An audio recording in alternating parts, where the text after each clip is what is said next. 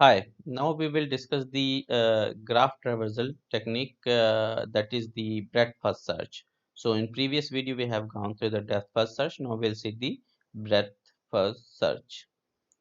So idea is iteratively process the graph in layers. Layers it means अगर suppose that मैं इसको ये कहता हूँ कि ये हमारी पहली लेयर हो गई तो पहली लेयर के पहले नोड, दूसरी लेयर के पूरे नोड, फिर तीसरी लेयर के पूरे नोड, ओके। तो ये एक्चुअली कॉन्सेप्ट ऐसा है कि लेवल 0 के पहले पूरे नोड, फिर लेवल 1 के पहले दूसरे पूरे नोड, फिर लेवल 3 के नोड, इस तरीके से अपन लेयर बाय लेयर फिर हम ये सारे के सारे नोड विजिट करते हैं। That is the concept layer moving further away from the source vertex. So source vertex जो इस तरीके से जो फर्दर मूविंग फॉरवर्ड है, इस तरीके से हम लेयर बाय लेयर सारे के सारे नोड विजिट करते हैं ब्रेडथ फर्स्ट सर्च में। लेट सपोज दैट कि हमारे पास में ये एक ट्री है। ट्री के कॉन्सेप्ट के हिसाब से समझते हैं तो ट्री में कैसे इसमें विजिट होगी। सबसे पहले तो रूट नोड को विजिट करेंगे और लेवल 1 में अगर देखा जाए तो लेवल 1 में कौन कौन से नोड हैं, ये हैं। तो फिर हमको विजिट करना है लेफ्ट टू राइट स्कैनिंग में 7, देन 5, देन 2। इसके बाद में ये लेवल कंप्लीट हो गया तो अगले लेवल पे चलते हैं। तो फिर हमें विजिट करना है 8, देन 3, देन 4 और देन फाइनली 6 की विजिट होगी। तो इस तरीके का जो यानी कि हर एक लेवल बाय लेवल जब हम विजिट करते हैं तो इसको हम ब्रेडथ फर्स्ट सर्च कहते हैं। और ये एक ट्रेवर्सल टेक्निक है जिसको बीएफएस के नाम से भी, शॉर्ट नेम से भी जाना जाता है। Let's have the function how it will perform. So for that purpose we use the queue data structure. जैसा कि हमने डेप्थ फर्स्ट सर्च के लिए स्टैक डेटा स्ट्रक्चर का यूज किया था, वैसे ही यहाँ पे ब्रेडथ फर्स्ट सर्च के लिए क्यू डेटा स्ट्रक्चर का यूज किया जाता है। कॉन्सेप्ट बिल्कुल वैसा ही है जैसा कि हम यहाँ पे सबसे पहले एक इनिशियल नोड लेंगे u। क्यू को हम क्रिएट करेंगे और उस क्रिएटेड क्यू में हम उस u को इंटर करेंगे। इसके बाद में while Q is not empty, जब तक क्यू एम्प्टी ना हो हम क्यू को रिमूव करेंगे क्यू से, यू को आई एम सॉरी, यू को रिमूव करेंगे क्यू से। चेक करेंगे कि भाई उससे कौन कौन से नोड कनेक्टेड हैं, उनको विजिट करेंगे जो भी यू से कनेक्टेड हैं। पहले तो यू को विजिट किया तो यू को विजिट करने पे हमने देखा उनसे कौन कौन से कनेक्टेड हैं। Then afterwards if we is not encountered so mark we as a encountered, हमने उन विजिट करना है और उसको क्यू को एक तरह से हम देखा जाए कि जब वी अभी यानी जो यू से कनेक्टेड नोड है और विजिट नहीं हुए हैं तो उनको हमको क्यू में ऐड करते जाना और बार बार हम क्यू से ऐसे ही डिलीट करते जाएंगे। यहाँ पे भी जो time complexity as it is होती है जो डीएफएस की है, कोई अलग से इसकी टाइम कॉम्प्लेक्सिटी नहीं है। वही है कि जब हमको ये चेक करना है, सॉरी स्पेस कॉम्प्लेक्सिटी तो वही है पहले। और जब टाइम की भी बात करते हैं तो एडजेंसी लिस्ट और एडजेंसी मैट्रिक्स पे डिपेंड करेगा, बिल्कुल as it is time complexity भी चलेगी। Let's have the example and how the breadth first search will perform the task. So initially we have choose this one. Now हम उस one को सबसे पहले हमने queue में insert किया।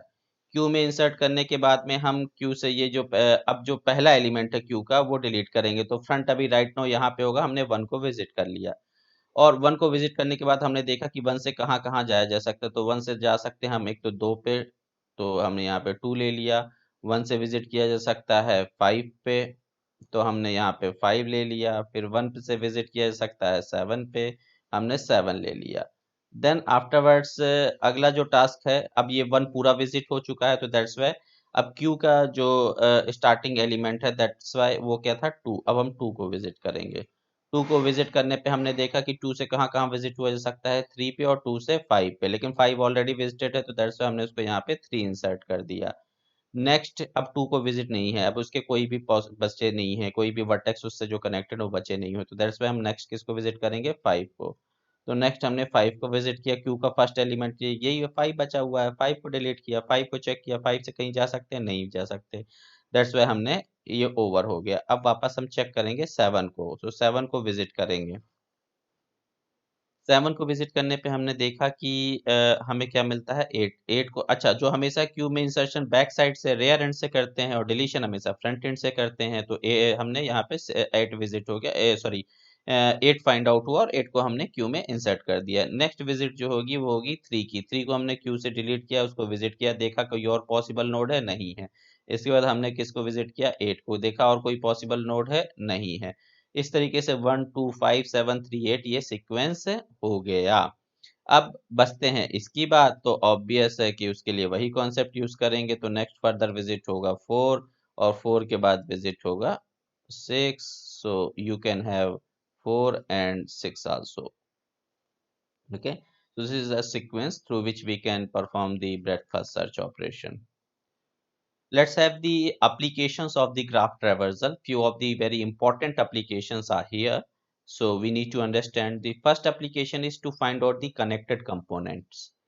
अब अगर हमें मान लीजिए कोई एक नेटवर्क है, डिवाइसेस का नेटवर्क है, मल्टीपल डिवाइसेस हैं, अगर हम उसमें देखना कि कौन कौन सी डिवाइसेस कनेक्टेड हैं, यानी कि अगर इंटरनेट कनेक्शन और हमको ये देखना है कि कौन कौन से इंटरनेट कनेक्शन कनेक्टेड हैं, या हमें ये देखना है कि ग्रुप ऑफ पीपल्स हैं उसमें से कौन कौन से नोड कौन कौन से जो लोग हैं वो फ्रेंड्स हैं, है ना, तो ये सब जानना, तो कनेक्टेड कंपोनेंट्स को अगर जानना है तो उसके लिए एप्लीकेशन का यूज किया जाता है ग्राफ ट्रैवर्सल टेक्निक।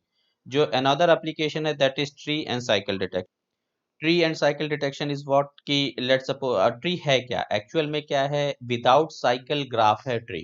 तो अगर हमको ये फाइंड आउट करना है कि वो कोई दिया गया ग्राफ वो ट्री है क्या, तो ऑब्वियस उसमें अगर साइकिल नहीं होगी तो वो ट्री है। एंड साइकिल फाइंड आउट करनी है तो भी हमें ये ट्रेवर्सल टेक्निक का यूज करना पड़ता है। टू कलरिंग ग्राफ, ये हालांकि एप्लीकेशन है analysis and design of algorithm में, आप पढ़ोगे नेक्स्ट सेमेस्टर में, लेकिन फिर भी हम बता दें कि टू कलरिंग ग्राफ में क्या है कि एक किसी भी ग्राफ में किन्हीं दो एडजेसेंट नोड का कलर सेम नहीं होना चाहिए। तो अगर कोई एक नोड यहाँ है तो इस पर्टिकुलर नोड का कलर और इस पर्टिकुलर नोड का कलर सेम नहीं होना चाहिए जो इसका है, गॉट इट। इन दोनों का सेम हो सकता है क्योंकि ये दोनों एडजेसेंट नोड नहीं है। तो उसको भी चेक करने के लिए कि कहीं दो एडजेसेंट नोड का कलर सेम तो नहीं है, तो ग्राफ ट्रैवर्सल टेक्निक का यूज करते हैं। नेक्स्ट इंपॉर्टेंट एप्लीकेशन है टोपोलॉजिकल सॉर्टिंग। टोपोलॉजिकल सॉर्टिंग एक इंपॉर्टेंट सॉर्टिंग है जिसमें क्या होगा, ये topological sort of the directed acyclic. ये ध्यान दीजिएगा कि ये केवल किस में परफॉर्म होती है, directed acyclic graph. Acyclic graph यानी ऐसा ग्राफ जिसमें कोई साइकिल ना हो और वो डायरेक्टेड हो। Directed acyclic graph in an ordering on the vertices such that all edges go from the left to right. हमें इनकी वर्टाइसेस को इन सच अ ऑर्डर सेट करना है कि सारी की सारी एजेस लेफ्ट से राइट की तरफ जा रही हो और वो ग्राफ हमारा क्या हो, डायरेक्टेड एसाइक्लिक ग्राफ हो। वहां पे भी हमको टोपोलॉजिकल सॉर्टिंग के लिए भी ग्राफ ट्रैवर्सल यूज करते हैं। लास्ट सबसे इंपॉर्टेंट जो एप्लीकेशन है वो आर्टिकुलेशन वर्टेक्सेस है। सपोज दैट ये एक टेररिस्ट का नेटवर्क है, इस टेररिस्ट के नेटवर्क में ये एक वो पॉइंट है जिसको हम आर्टिकुलेशन पॉइंट कहते हैं, जो टू डिफरेंट नेटवर्क्स के बीच में कनेक्टिविटी है। तो अगर हम इस नोड को फाइंड आउट कर लें जो आर्टिकुलेशन पॉइंट है और इसको यहाँ से डिलीट कर दें तो पूरा का पूरा जो ग्राफ आप देख सकते हो टू डिस्कनेक्टेड ग्राफ में कन्वर्ट हो जाएगा। तो ये भी एक इंपॉर्टेंट एप्लीकेशन है जहाँ पे ग्राफ ट्रैवर्सल का यूज किया जाता है आर्टिकुलेशन पॉइंट को फाइंड आउट करने के लिए। So hope you understood the applications of the graph traversal, and if you have any doubt you can discuss with me. You please drop your queries. Thank you everyone.